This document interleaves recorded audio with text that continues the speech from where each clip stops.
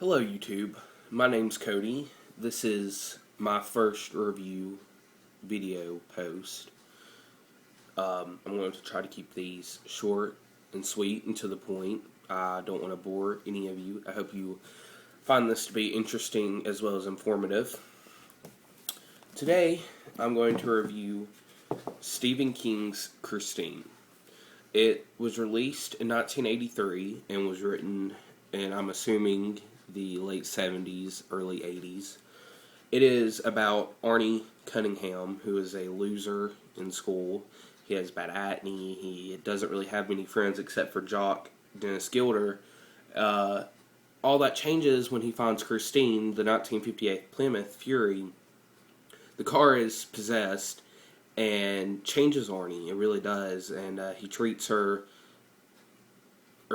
Christine. He calls Christine her. He treats her like a girl, and then he develops a relationship with Lee Cabot, one of the hottest girls in school.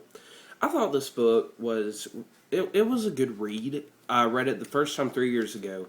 It was one of the first books I ever read by Stephen King. It was not the very first, but it was the one that got me interested in what he was doing, his works. I didn't think it was as good this time around. I thought that the writing wasn't as polished as some of the other works that came out in the same time period, such as Cujo and Different Seasons and Pet Sematary and It and The Shining. All these books by Stephen King are better than Christine. I thought Christine was very good, though I think it's very good to introduce a potential fan to Stephen King's works. It's very straightforward. It's not as complicated as some of his later works, such as It and the Tommyknockers.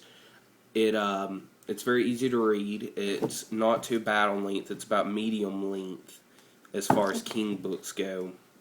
I really like the characters. I really like Dennis the Jock. I feel like I was in his world as well as Arnie's world. And one thing I really like about this book I want to point out is I like the way King writes Arnie's gradual descent into obsession and madness, much like Danny Torrance, or Jack Torrance, in The Shining.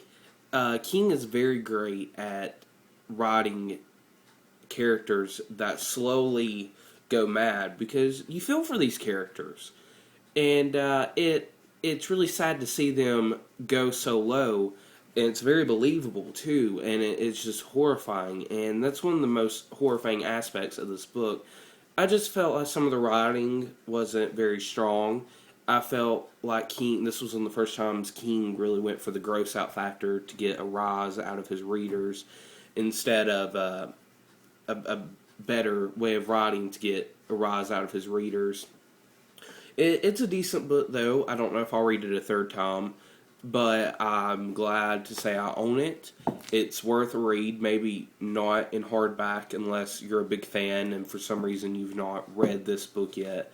And definitely read the book before you see the movie, because the movie, in my opinion, is lacking in many areas, and it's not as good as the book, and I don't love this book, but I do like it. I would give it a solid 3.5 stars out of 5. Thank you for watching, and I hope you enjoyed this.